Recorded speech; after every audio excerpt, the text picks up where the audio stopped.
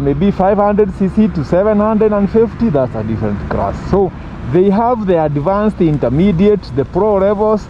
They are very strict, they have those things. But for us in Africa, mostly we only have like 2. And sometimes even 1.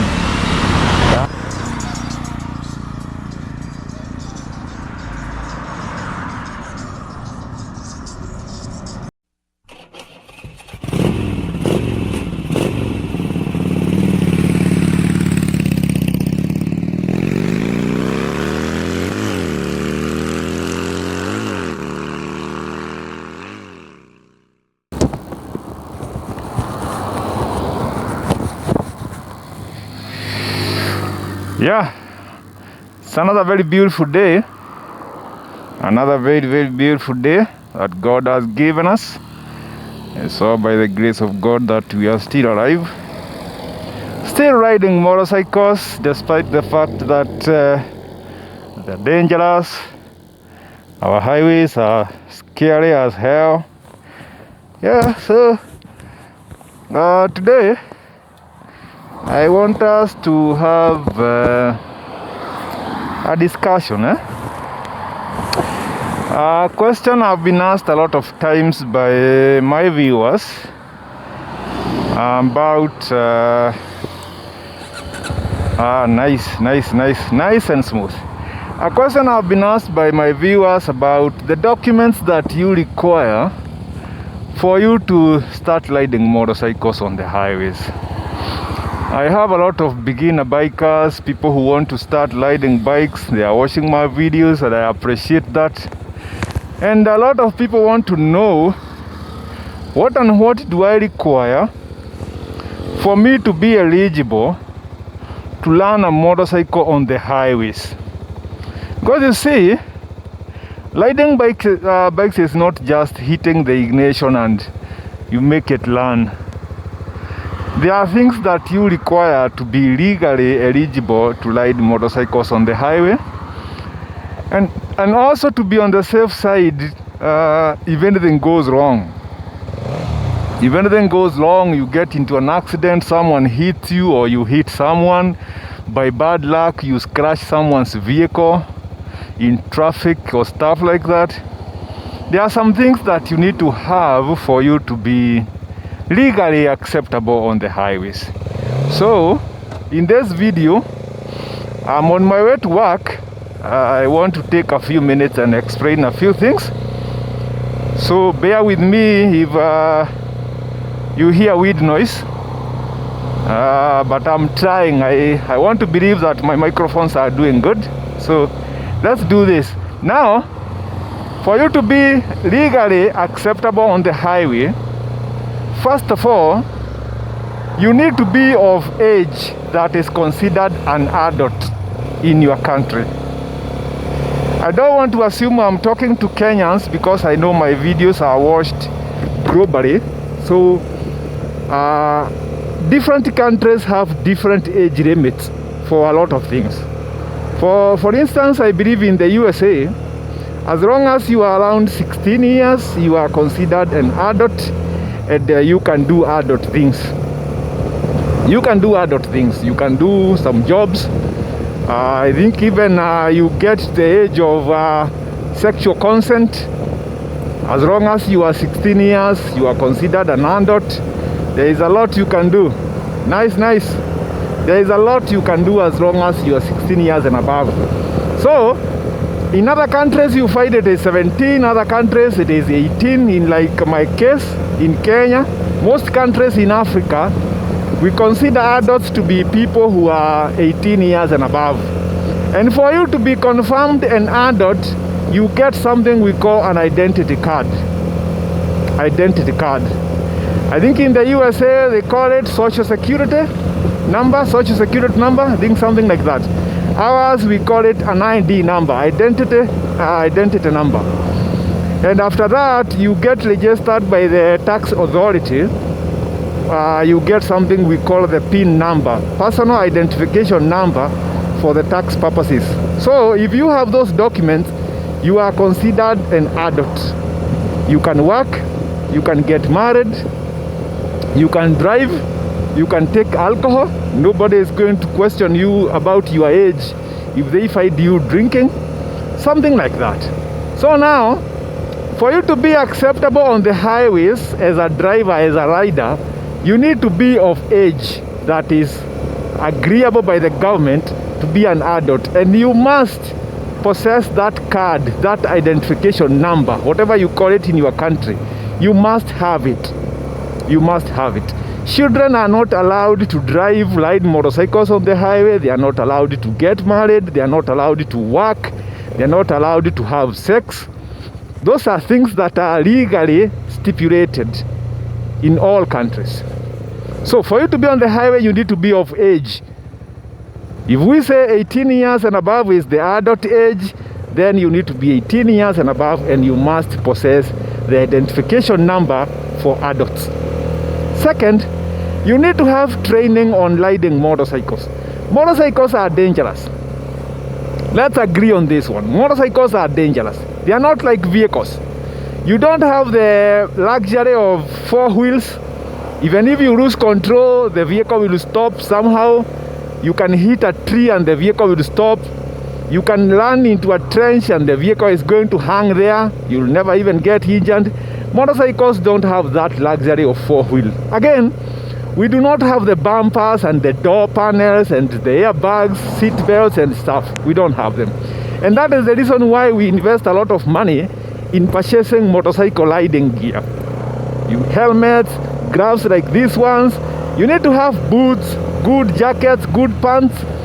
You see, such things.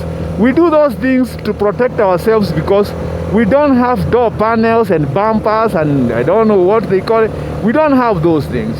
So, since we don't have those things, we must protect ourselves. And one of the ways you need to protect yourself is to get proper training. You need to have proper training on how to ride a motorcycle. Do not just assume that because it is a motorcycle, it is just like a bicycle. You can just lower it downhill and it's going to land. No, motorcycles need training. They are actually considered as vehicles.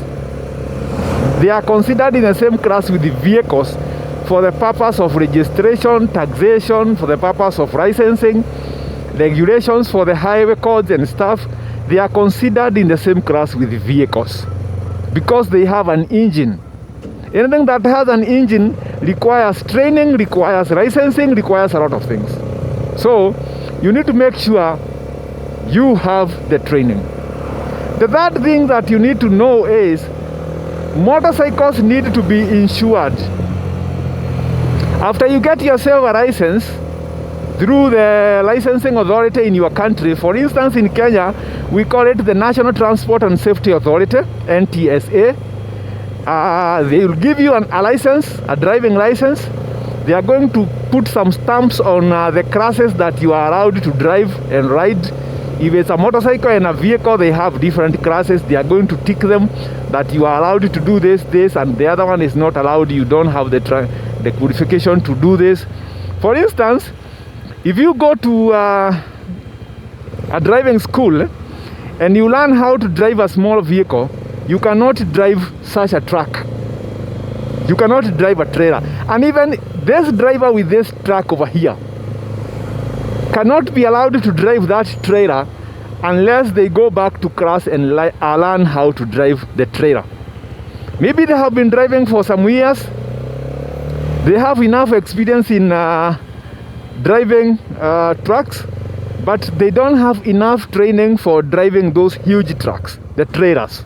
You must go back to class and learn how to drive them. So you must make sure that your license stipulates which classes you are allowed to operate, which classes you are supposed to operate. For instance, in Africa, we don't have a lot of classes in motorcycles. I think they are classified into 2. There is a small, I think 50cc, and there is the bigger class. So ours is not so strict. But if you go to countries like US, UK, you find that they have a lot of regulations in terms of the sizes. 125cc to 250, that is considered a different class. maybe 500cc to 750, that's a different class. So they have the advanced, intermediate, the pro levels. They are very strict, they have those things. But for us in Africa, mostly we only have like 2. And sometimes even 1. Yeah, if you just learn how to ride a motorcycle, nobody will come and question you why you're riding 1000cc as your beginner bike. Nobody will have that time to question you. As long as you have a license, you're good. So you need to understand that licensing is very important. After licensing, now we go to insurance. Insurance is mandatory. It is not even negotiable. Insurance for every motor vehicle, motorcycle, anything that is operating on the highway and it has an engine, it must be insured. Whether it is a grader that is operating on the highway, maybe for construction purposes or stuff like that, they must be insured. They have their own class of insurance. PSV vans, private vehicles and stuff like that, you must be insured. However, they don't, the authorities don't really care about the type of insurance you have. We have 2 types of insurances. We have the comprehensive cover that covers your vehicle or your motorcycle together with a third party, anybody else you might get into an accident together with you. Okay? So you might hit a vehicle and it was just a mishap that the insurance company will understand. They will compensate you for the damage you have on your bike, and they will also compensate the other person who got into the mess with you. Their own insurance can also do the same, compensate them and compensate you too. However, and this is something very important, comprehensive insurances do not cover the rider or the driver. They don't cover the driver. As a driver, you are on your own. The passengers in your vehicle will be covered, but you are not covered yourself as a driver. So what happens is, you need to have another cover that is called personal accident. Ooh, people with some beautiful scooters. What the heck? Yeah, some beautiful scooters. Yeah, so you need to have another extension of an insurance cover called the PA, the personal accident insurance cover. What happens with PA is that if you get into an accident, your motorcycle, because it is insured, it will be covered by its own insurance. But if you get injured in the process, you need to go to hospital, you will be covered by the personal accident insurance cover. So even if you have comprehensive insurance on the motorcycle and you don't have the personal accident insurance cover, you as the rider, you are not covered. You are not covered. You are on your own, actually, in simple language. They will pay the motorcycle, they will do whatever it is that is necessary by law, but for you, you are operating on your own. That is the reason why you need to have the personal accident insurance cover. It is an extension that you pay a little more and then you get covered. Just a little more. Maybe like $30 or 4,000 shillings. You can get covered for a whole year. If you get into an accident, maybe the insurance company will pay up to maybe 500,000, or maybe let's say like $4,000 in hospital bill. They can pay a lot of money. If you get permanently injured, for instance, you lose a leg or something, they can pay for prosthetics. They'll pay a lot of stuff to just make sure you're going back to some good point in your life. At least you can be able to take care of yourself. That is comprehensive insurance and personal accident. The other cover that we have is called the third party only.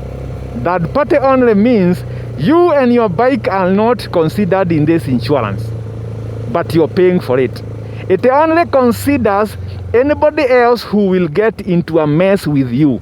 If you hit someone or hit somebody's vehicle, they will be paid by the third party only. Okay? So you and your bike or your vehicle, you are on your own. You are on your own, and it is the cheapest. You find that for motorcycles it's like $50, maybe like 7,000 shillings. Yeah, okay, 7,000 Kenya shillings, like $50 for a whole year.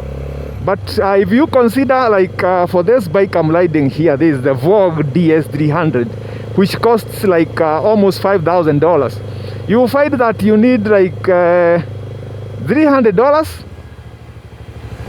Maybe not that much, but could be, yeah, almost like that to cover.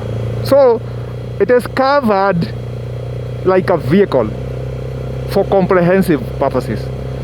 But remember, comprehensive doesn't cover you. Okay? Remember, comprehensive doesn't cover you. It doesn't care about you. So you have the license, you have the training, okay? Now you have the insurance. You need protective gear. That one is not even negotiable. You need protective gear. Just make sure you geared up. Make sure you are geared up. Just make sure you are geared up. And this individual is not making me happy because he has been on phone throughout. He has been on phone throughout, creating imaginary traffic. Huh? What you're doing is not okay, and you know that.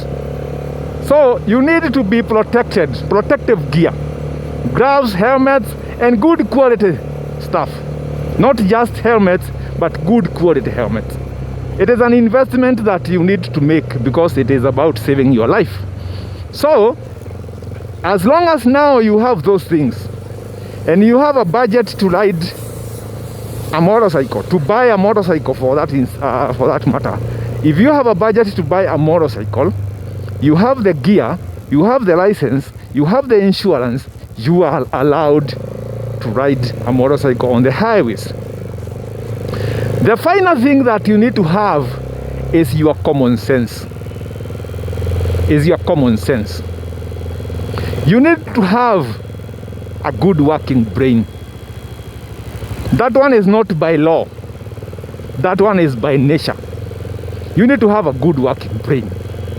You don't just find any space and because you have a bike, you decided to fit yourself in.